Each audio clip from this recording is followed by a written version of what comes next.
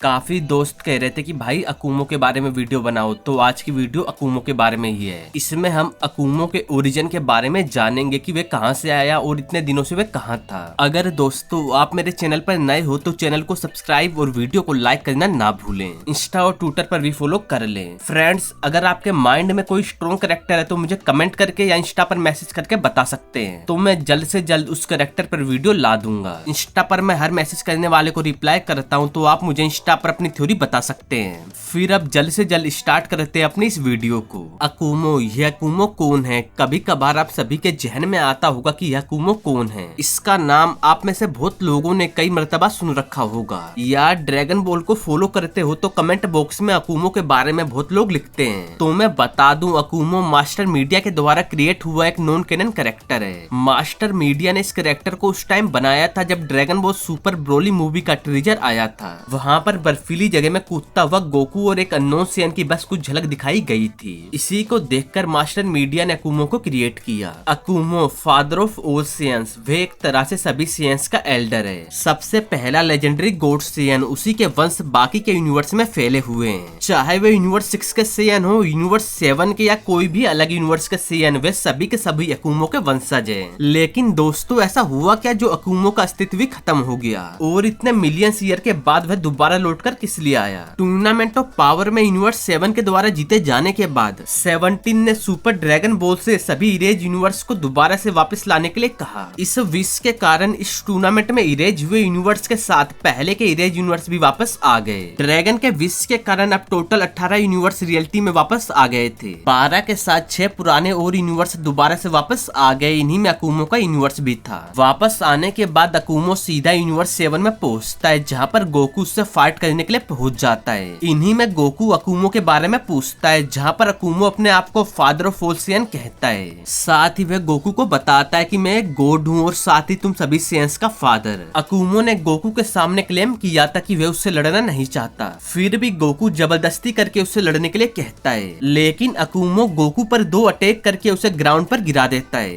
वह गोकू पर अपना टाइम वेस्ट नहीं करना चाहता था, इसलिए वह गोकू से इस फाइट को ना करने को कहता है। लेकिन गोकू उससे इसी में पूछता है, अगर तुम फाइट नहीं करना चाहते तो क्या करने आए हो यहाँ पर? फिर अकूमो गोकू को बताता है कि यह यूनिवर्स पहले मेरा था और अब मैं इसे दोबारा वापस लेने आया हूँ। मैं यूनिवर्स 18 का गॉड था। ड्रैगन बॉल सुपर में जब गॉड का आर्क चालू हुआ था तब विश ने गोकू और वेजिटा को 18 यूनिवर्स के बारे में बताया था, लेकिन 6 को इरेज कर दिया गया। अकूमो इरेज होने से पहले टोटल 3 यूनिवर्स में रूल करता था, लेकिन 13 से 18 यूनिवर्स को इरेज करते हुए यूनिवर्स के क्रिएटर ने अकूमो को भी इरेज कर दिया। दोबारा लाइफ में आने के बाद अकूमो का मकसद 3 यूनिवर्स में रूल करना नहीं था, बल्कि वह सभी यूनिवर्स पर राज करना चाहता था। वह हेवन, हेल और सभी चीजों का किंग बनने के मकसद से आगे बढ़ रहा होता है और उसी को रोकने के लिए गोकू आया था। उसे विश ने अकूमो के पास भेजा, लेकिन उसने अकूमो के बारे में कुछ भी नहीं बताया, बल्कि उसने गोकू को इतना कहा था कि तुम्हारा जो अपोनेंट है वह बहुत ज्यादा स्ट्रॉन्ग है। गोकू अकूमो के सामने सुपर सेन में इवॉल्व होता है। गोकू की बैटल फॉर्म को देखकर अकूमो इसे यह भी कहता है,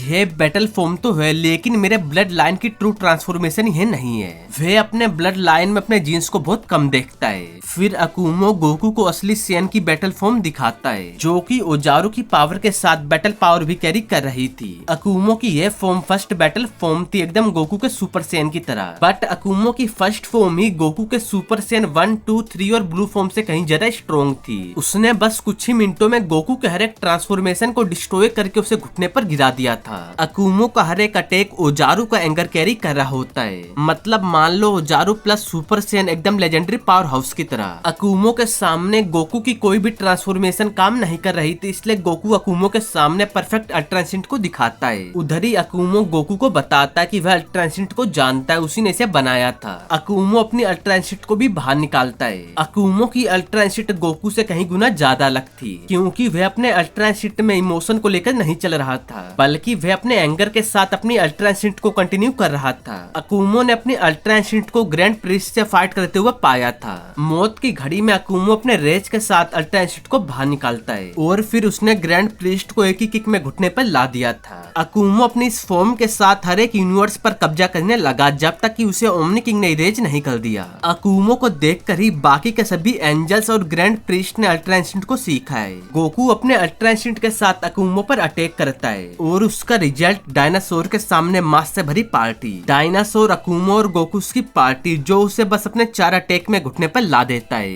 फिर वह गोकू को खत्म करने के लिए अटैक क्रिएट करता है, लेकिन वेजिटा आकर गोकू को बचाता है। फिर गोकू वेजिटा को फ्यूजन डांस के लिए कहता है कि गोजिटा में इवोल्व होते हैं। फिर इसके बाद कोई भी पार्ट नहीं आया कि आगे अकुमो और गोजिटा की फाइट का क्या हुआ। लेकिन दोस्तों पावर के मामले में अकुमो काफी स्ट्रॉन्ग था। उसकी ओजारू से बनी फर्स्ट फॉर्म ही गोकू के सुपर सैयन 1, 2, 3 और ब्लू फॉर्म से कहीं ज्यादा स्ट्रॉन्ग थी। अकुमो का आयरन फिस्ट काफी पावरफुल था क्योंकि उसने बातों बातों में कहा था कि वह अपने आयरन फिस्ट से दोबारा यूनिवर्स को कॉन्कर करेगा। कई बार हमने सुना है कि जेनो ने जो 6 यूनिवर्स को इरेज किया उनके अंदर की सिविलाइजेशन बहुत स्ट्रॉन्ग थी और एकदम इवल, इसलिए दूसरे यूनिवर्स को कोई खतरा ना हो ओमनी किंग ने इन्हें डिस्ट्रॉय कर दिया। ओमनी किंग ने डायरेक्ट अकुमो को नहीं मारा था, उसने बस इसके 3 यूनिवर्स को इरेज किया, उन्हीं के साथ अकुमो भी इरेज हो गया। रही बात अकुमो के अल्ट्रा इंस्टिंक्ट की तो फ्रेंड मैं बता दूं, अल्ट्रा इंस्टिंक्ट को अकुमो ने क्रिएट किया इसलिए उसका पूरा कंट्रोल अल्ट्रा इंस्टिंक्ट पर है। विश ने कहा भी था कि सभी लोगों का अल्ट्रा इंस्टिंक्ट अलग अलग लेवल पर है, जैसे गोकू का, फिर उसके बाद उससे पावरफुल मीरस का, फिर विश ने अपने बारे में बताया और सबसे ऊपर ग्रैंड प्रीस्ट का। लेकिन अकुमो की अल्ट्रा इंस्टिंक्ट ग्रैंड प्रीस्ट से भी कहीं ज्यादा है। उसने अल्ट्रा इंस्टिंक्ट के अभी तक के हर एक पोटेंशियल को बाहर निकाल लिया होगा।